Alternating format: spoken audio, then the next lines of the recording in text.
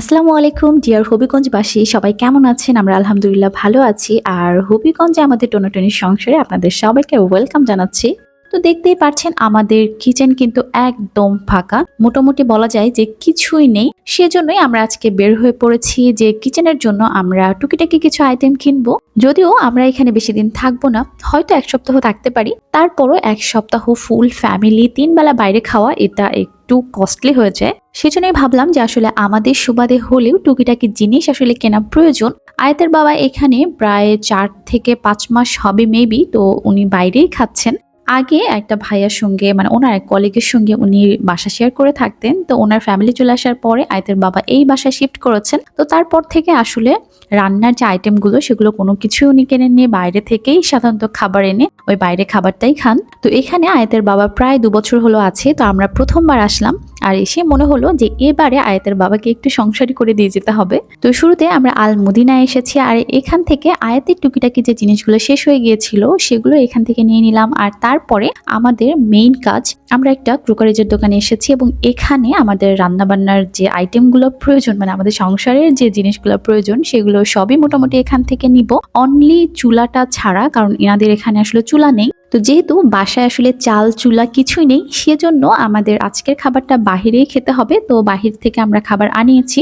আজকে আমাদের মেনুতে আছে মাছ ভর্তা, ফুলকপি ভাজি, আর তার সঙ্গে আছে গরুর মাংস ভুনা।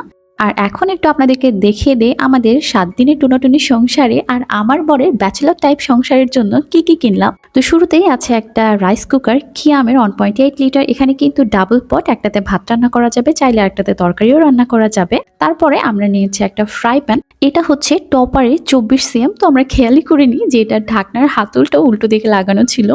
দেন আমরা নিয়েছি একটা আরএফএল এর সিঙ্গেল বার্নার একটা চুলা, আর যেহেতু আমাদের সিলিন্ডার ছিল না সো সিলিন্ডারও আমাদেরকে নিতে হয়েছে। আর চা প্রেমীদের যা হয়, অবশ্যই আমাদেরকে ২টো কাপ নিতেই হতো। খুব সুন্দর না হলেও কাজ চালিয়ে নেওয়া যাবে।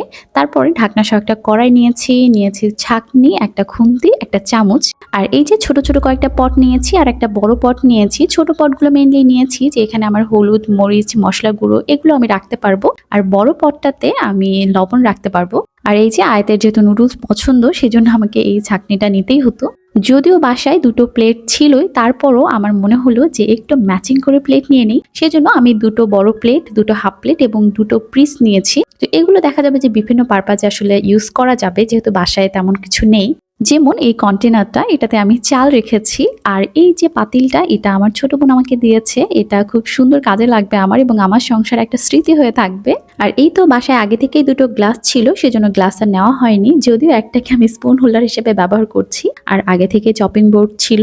আর এই যে বাটিগুলো, এগুলো আমার ছোট বোন আমাকে দিয়েছে। আর তার সাথে এই যে 2টো পানির পট। আসলে সংসার মানে অনেক অনেক জিনিসের প্রয়োজন। যারা আসলে খুব জাকিয়ে সংসার করতে চান না, একটু ব্যাচেলর টাইপ সংসার করতে চান, আমার কাছে মনে হয় যে এগুলোই অনেক বেশি পরিমাণ। তো সবাই অনেক অনেক ভালো থাকবেন, সুস্থ থাকবেন। বিদায় নিচ্ছি, আল্লাহ হাফেজ।